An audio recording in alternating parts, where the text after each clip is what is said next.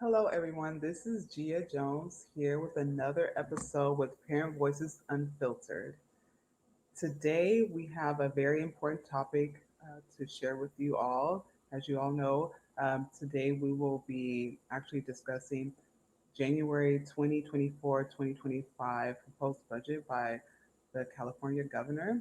And we want to make sure that all our parents and community members have this information as we rally and advocate for post budget funding for really important programs for families.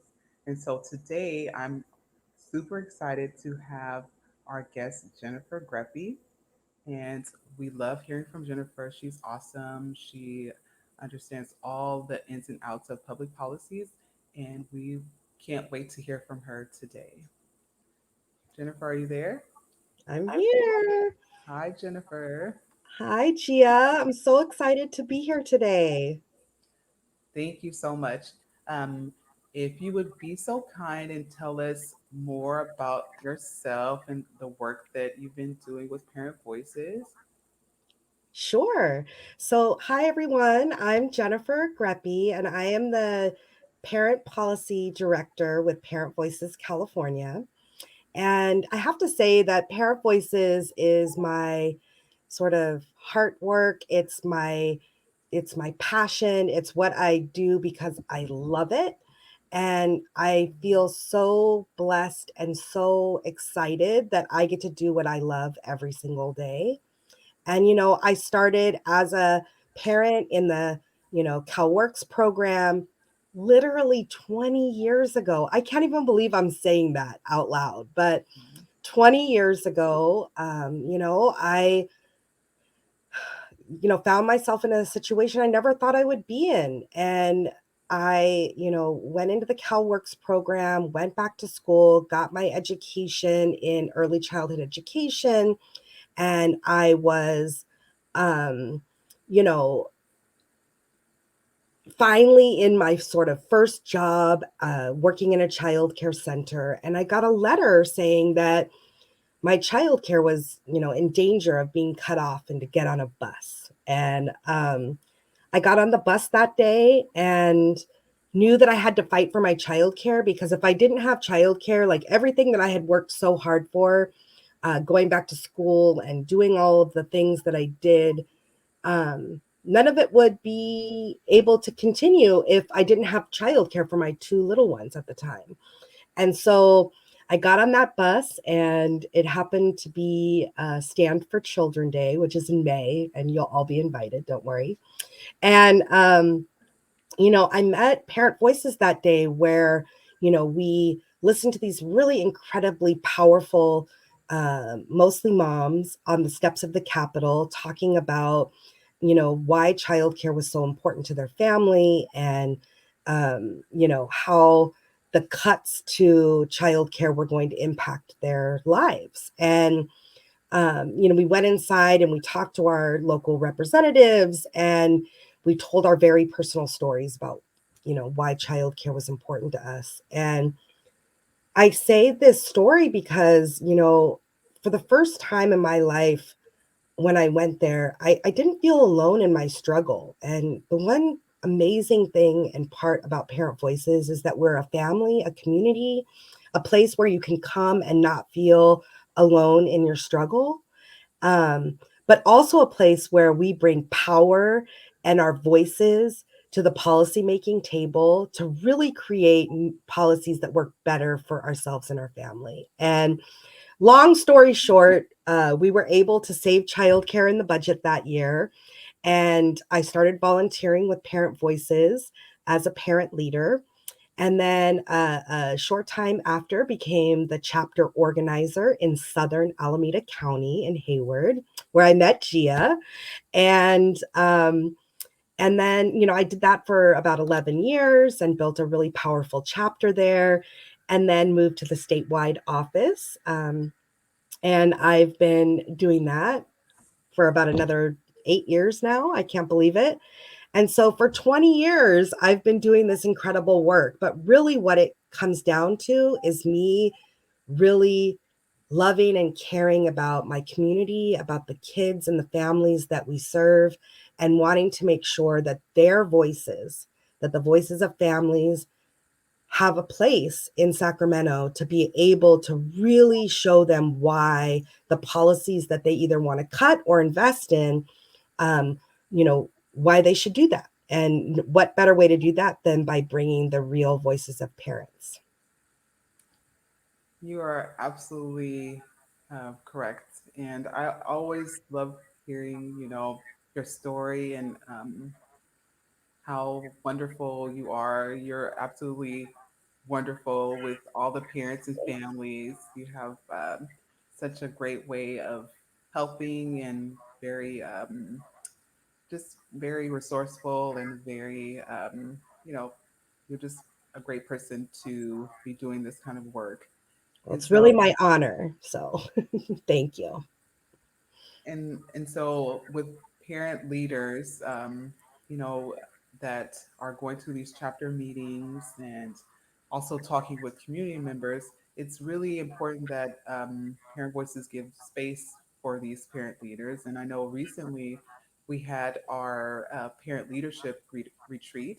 You want to tell us a little bit more about what the retreat is and Sure. it means for public policies?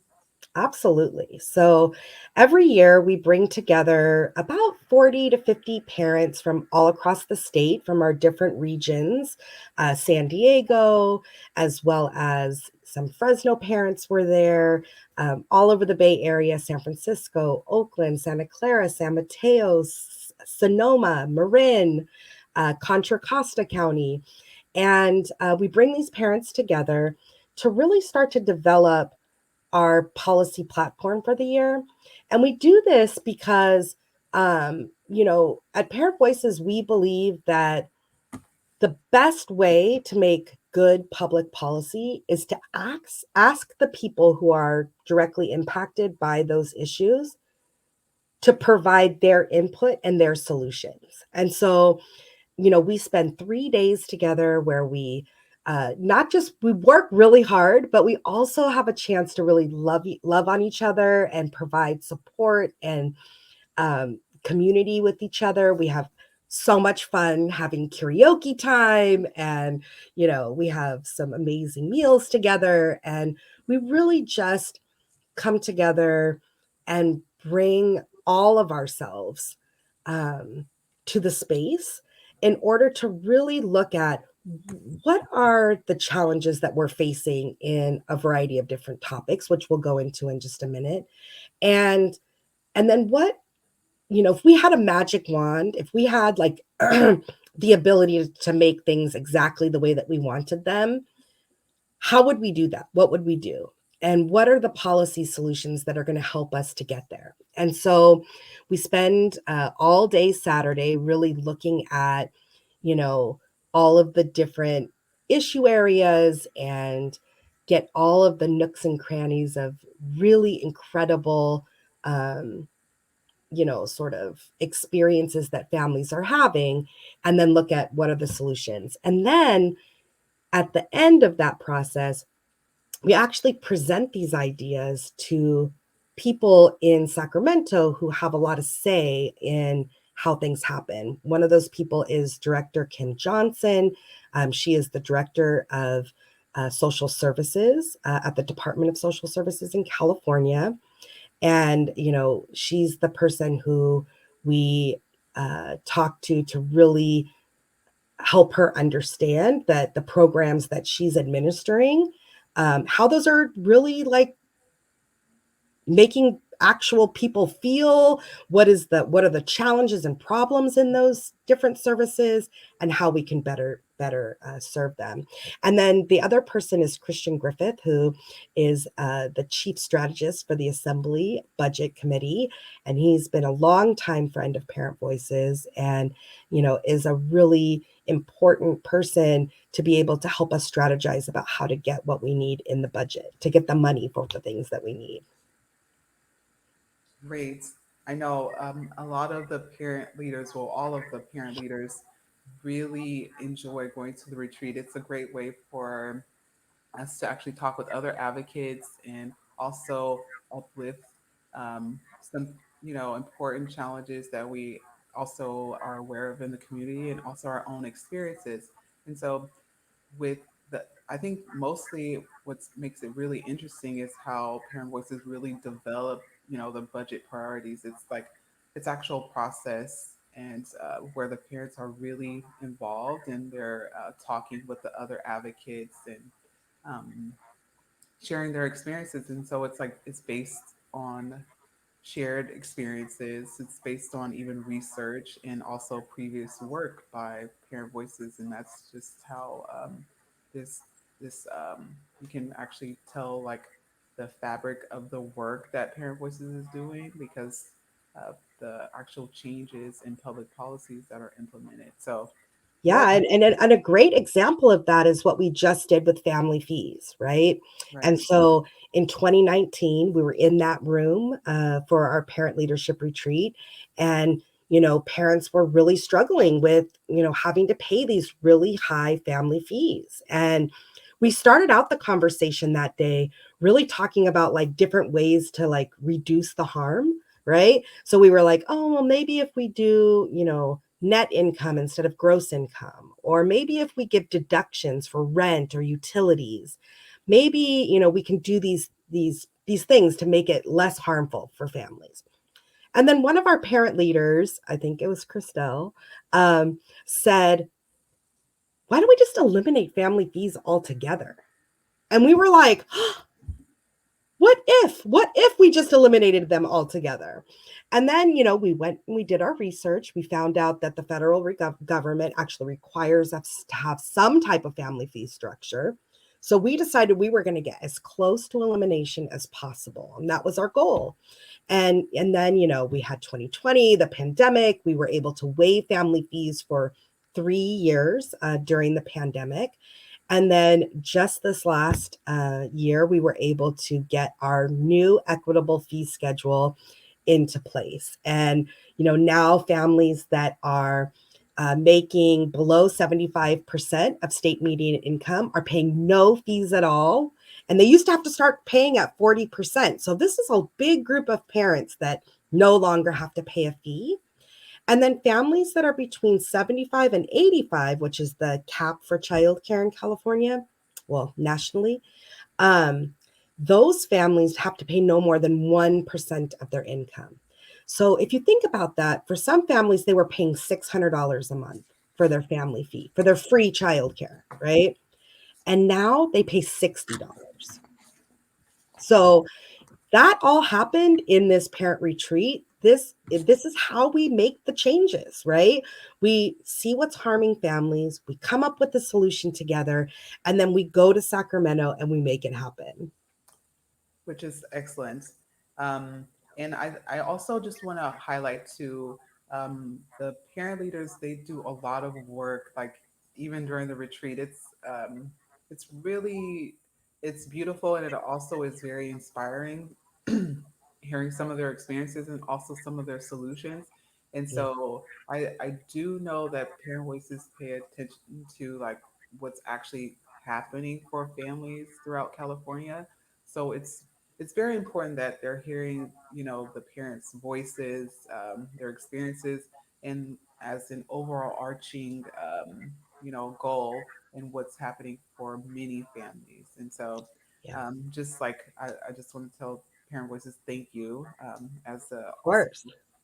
Thank an you. Thank all the encouraging, parents for yeah, like giving us all of their time and energy and all of their, internal power. Like they come to us with so much power already inside of them, right?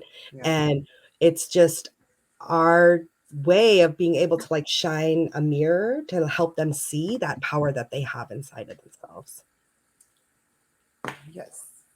And also, I just wanted to mention recently, we know PV released a statement, and it talks about, that they give their members the opportunity for themselves and for their children to really highlight the importance of dignity, justice, power, and love, and that they always try to reflect those values as they're doing work in analyzing the budget and also coming up with their budget priorities. So I just wanted to, highlight that that's what that is representing, the retreat Absolutely. and all the great work. But also, Jennifer, I wanted to talk with you a little bit more about some things that are also currently going on, like for families and also things going on within the budget. Can you talk to us a little bit more about the stabilization programs? What's happening with that? Like, what Sure. in the funding? What's happening? So let me start here. So every year the governor puts out a January budget. Usually it's January 10th that he does that. Sometimes it's a day before, a day after, but um, January 10th, the governor comes out with his first budget proposal. And that's based on the revenues that we have at the time and what he best thinks that we need to do in order to have a balanced budget when we get to June. And this year, we have a deficit, which we haven't had a deficit in California for quite a few years. But this is the first year where we actually have less money coming in than we have obligated to go out. And so the governor had to look at ways in order to save some dollars and to create solutions that um, help us to balance our budget in California. Unfortunately, some of those policies that he wants to change are going to hurt real families like ours, um, and so it's important to know that that January budget is just a proposal. And what happens over the next few months is that we have an opportunity as community members and as constituents in California or people in California to make our voices heard about what policies we agree with him changing and which ones we want to say no, we you can't change that policy, right? Because it's too important for families. And one of those policies that you're talking about is the family stabilization funding in the CalWorks program. And that funding specifically is meant to serve families who have additional barriers that they are dealing with when they're in the CalWorks program. So let's consider a mom who, a single mom who um, is trying to leave a violent situation and is a survivor of domestic violence, and they need housing, they need mental health supports, and they may need some additional, services in order to help them move forward at a critical point in their life to really, let's face it, save their life, right? I mean, when you are in a domestic violence situation, this isn't a matter of like, oh, maybe we should or maybe we shouldn't. It's life and death, literally. And so those family stabilization dollars are what pays for those additional services for families like that. And we already don't have enough funding in California for those programs. And so to reduce the amount of money that's going into that program would be absolutely devastating to some of our most vulnerable families. Wow. Yeah. I know. Um, I think it is, very important that we continue to have these conversations and talk with other community members as you said, during this critical point, like just in time and understanding different things that are happening throughout California, throughout the nation, how it's very crucial that these programs that are meant to actually help or like enhance families' experience out of various, um, whether it be like social issues or just like different things that come up for people, that Mhm. these are stabilized. Like that's the most important things. Like that's what it's there for. And Yeah, so and these are, our tax dollars is what we're using, to be able to balance our budget, right? And a budget is about priorities. It's a living, breathing document about what we want to spend our money on in California. And, we are now the fourth largest economy in the world. We were the fifth largest for many years, but we are now the fourth largest economy in the world. Okay. And we are a place that believes in a California for all. And if we're really serious about that and we really want to live those values, then we need to invest our tax dollars in the areas that help to support real California families. And so, um, I talked about the opportunities to be able to provide our input into this process. And for childcare services specifically, we're going to have two different hearings. They're going to be happening a little later in the session in April, the 24th and 25th. And if you want to receive more information about, when the hearings are, please go to our website at parentvoices.org. You're going to scroll down a little bit and you're going to get to the Join Us Now page where you will be able to sign up for updates, get our newsletter, and hear about the things that are happening and how to get involved. And so I really encourage you to do that so that you can, come with us to Sacramento and share your, what's going on in your family and why cutting programs like childcare or CalWorks or, food programs, why that's not a good idea or not the best way to balance the budget, because there are other ways to do it, right? Like there are other revenue solutions that we can look at that don't hurt families yeah, like the ones that we are working with. you're absolutely right. Um, and so, can you actually tell us more as well about the other main issue areas that PV's that are on PV's priorities? Sure. I would love to talk about the Parent Voices priorities. Um, I think that, when we had our retreat, we developed all of these really incredible priorities that we, want to be working on over this next year and over the next several years. Something that was really important to all of the families that came to the parent leadership retreat was that we had a real opportunity to have our voices heard in an ongoing way through a parent advisory board at the state level.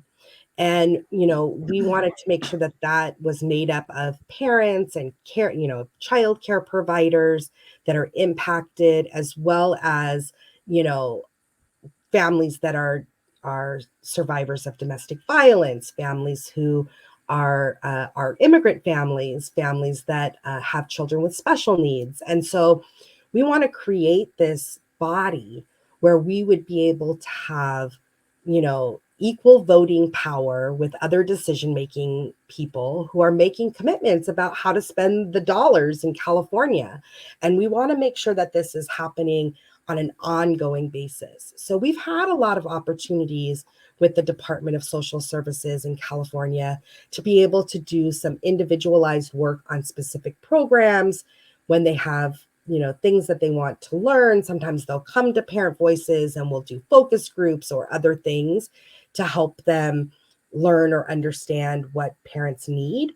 But we want something that's like across all the issue areas and that is ongoing, Hmm. and where we really provide financial support in order for those parents to participate and provide their expertise. And so, we are looking at ways to be able to accomplish this priority, whether that's going to be through a piece of legislation or whether we're going to work directly with the department. That's all something that we're going to work on in this next year's campaign.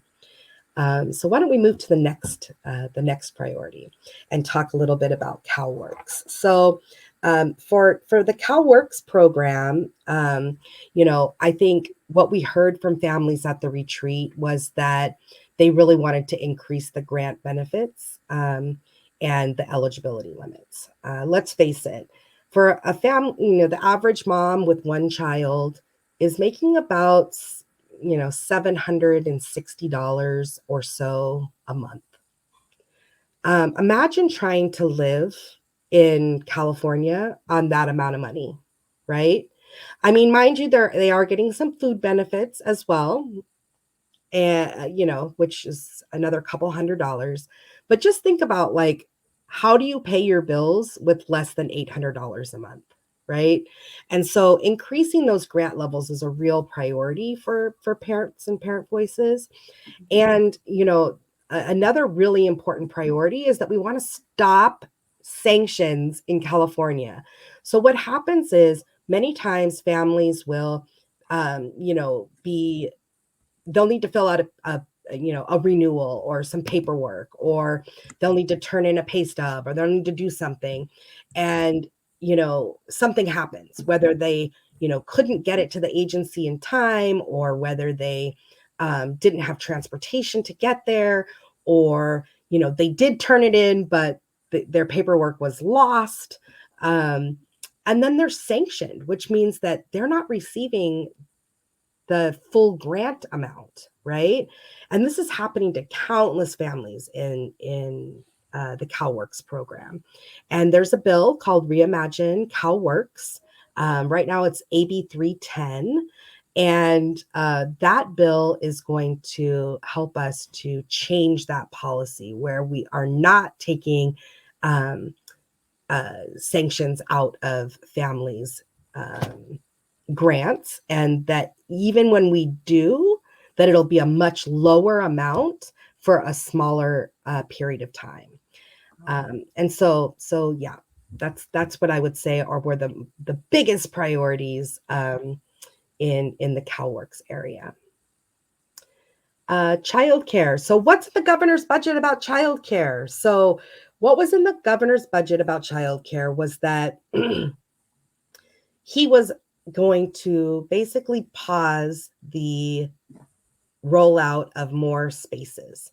Um, so the governor made a promise that he was going to put out 200,000 new spaces for childcare by the budget year 26-27, which is not this budget. It's like next year's budget. It's two more budget cycles. And for the last year and this year, the governor is saying, I know I made this promise, and I'm not saying I'm not going to keep my promise, but I'm not going to put any new money in to put any new spaces for childcare this year. And so it's really up to us as parents to be able to go to Sacramento, share our testimony that says, we've been waiting for a very long time on waiting lists, and we can't continue to wait. And every time we wait a little longer, it just means that babies and children are losing out on an opportunity to get the early care and education that they need and that their families deserve. Also, we are really wanting to make sure that the governor keeps his promise around paying providers based on the true cost of care. And so providers right now, family child care providers and center-based providers, they're doing a survey to show how much they're spending in order to just keep their doors open, right? So what is the rent? What is the utilities? What is the food costs? What are the insurance costs? What are there's so many different costs that go into running a childcare program. And what they learned was that the reimbursements that they're getting from the state are so low that they're actually not even getting enough to pay themselves a wage at all. And so it is so important that we get to paying providers based on what it actually costs to provide that care and to pay them for the hard work that they do. And so these are some of the other priorities that California that we came up with at the retreat. You can, read them here, but really it's about making sure that we are able to get access to the childcare that we need and to keep that access once we have it. All right, I think we can go to the next slide. All right, so we also had a group of families that talked about domestic violence survivor justice and you know the realities that we just don't have a comprehensive system in California to really support families as they are leaving violent situations. And so we really need to make sure that we are meeting survivors' basic needs with immediate cash, clothes, money, and housing, therapy, transportation, and other things. Why? Because it's a matter of life and death, period. And we have to do these things.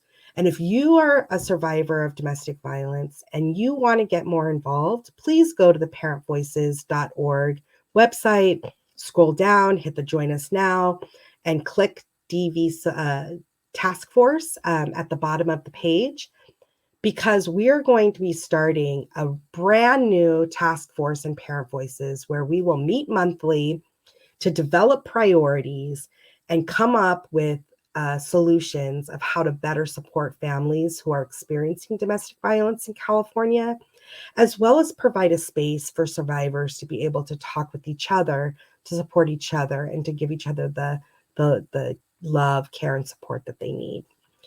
All right, next slide. Next, thank you. All right, so immigrant justice. And so we in Parent Voices are members of what's called the Safety Net for All Coalition. And the Safety Net for All Coalition has a bill, SB 227, by Durazo. And what that would do is create unemployment benefits for workers who are excluded, right? So, when we uh, are out of work, we go and we apply for unemployment. And when undocumented workers are out of work, they have nothing, right? They have absolutely nothing, but they are paying into our tax system. They actually have tax ID numbers. They pay into our tax system, but they're not getting any of the tax returns or benefits that the rest of us are. And so creating a special fund to make sure that excluded workers um, can get unemployment benefits is absolutely critical. And it's really long overdue in California. And that is something that, if you're interested in, we would love to have you as part of that campaign as well. Next slide. All right, special education justice. So special education justice, we actually have a task force for this as well. They've been meeting for about a year now. It's about 50 to 60 parents that meet every month, and come together and provide support and resources and information for one another to really be able to help families learn how to get an IEP, which is an individual education plan for their child with special needs, and what supports are available to families and how to access them. And if you would like to be a part of that task force, we would love for you to join us. And again, you can go to our website to sign up for that. All right. Was that the last one? I think that was the last one. All right. Yes, thank you. That is really great information for all the main issue areas that Parent Voice is focusing on, and really highlighting what families can do if there's particular they have particular needs within their family or even their community, that we're highlighting particular experiences and expertise in helping. And so those are really wonderful that we'll be working really hard this upcoming year, making sure we're advocating for those important bills and services for our families in California. Yeah. Um, Also, I know, um, was there anything else that you wanted to make mention for um, the I budget do part? have something else. I want to make sure that we invite you all to come to Knowledge is Power, which is a budget advocacy training that we do every year. This year, it's going to be on February 24th from 10 to 12. You can sign up by going to our website and clicking that Join Us Now page, where you will be able to get information about how to register for the event. Um, but that's a really awesome training that we do virtually. And so, you can join us, learn more about how the budget process works in California. What are the specific things that we're fighting for? A little bit more in depth of what we talked about today. But we would love for you to join us in that. And also just making sure that you are connected to us moving forward. And we talked about just the tip of the iceberg when it comes to the budget today. And if you want a more detailed, like very specific, like policy analysis of the budget, I welcome you to go to the California Budget and Policy Center's website, where they do sort of like a policy outlook for the budget, and they break it down in really easy to understand language. And so I encourage you, if you are interested in learning more about what the budget proposals are, to go to the website for the California Budget and Policy Center and learn more there. Yes, thank you so much. The California Budget and Policy Center is really great. They provide a really in-depth analysis of the budgets and the proposals. So I want to say hello to them. Um, and then also, I just wanted to also make mention that this is just also something um, that's noted in some interests that I have also with Mhm. like mental behavioral health. I know that the governor is also continuing to propose funding for some of our youth and these programs, like the infrastructure of understanding wellness and crisis management for behavioral health, which I think is very important and crucial. And so I just wanted to make mention of that as one Yeah, of another key point of things for our kids, the youth and families. Um, yeah. And remember, the things that the governor put in the January budget, they're just proposals. And it's up to us to make sure that we use our voices to share why we don't think those proposals are the right ones. And then in May, he's going to come up with a May revision, which is once he's heard from all of us, we know how much actual income we have coming in. The governor will come up with a second plan. And so it's really critical. This is your time. As community members, to really speak up and say why we can't cut these programs, or why we need to invest on with families on the waiting list. And that as you're waiting for childcare and sitting on that list that we've dubbed the no hope list, um, that what that means for your family and how it's holding your children back from learning and growing and developing, right? And so we really we are hopeful that you'll get involved. If you fill out the Join Us Now link at our website, one of our fellows from our from the community will call you and connect with you and give you all of the details about upcoming events and teach you more about how to get involved. yes, thank you so much. Another PV update. We do, so we do have the Knowledge is Power coming up. And of course, we have our next live. We'll actually probably have a couple lives next month. We'll have some really awesome guests. So you can look forward to us streaming live again in February.